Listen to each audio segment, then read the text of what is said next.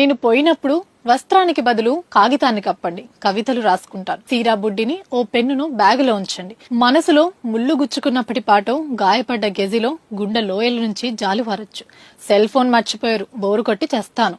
పసుపు కుంకుమ రుద్ది భయానకంగా మార్చకండి, నన్ను అందరూ గుర్తుపట్టాలిగా. దండలతో మూసేయకండి, నాకు అలర్జీ. ఆ పూరేకులను ఏ దారినైనా మెత్తగా పరవండి. పుణ్యస్త్రీ పాపపు స్త్రీ అని ఇలాంటి పేర్లు పెట్టకండి, నాకు నచ్చదు. సామాన్లేవి పారేయకండి, అడిగిన వారికి ఇచ్చేయండి. ఆ బ్యాండ్ మేళం వాళ్ళని ఓల్డ్ మెలోడీ సాంగ్స్ వాయించమనండి. డాన్సులాడి లేట్ చేయకండి, టైం అంటే టైం అంతే.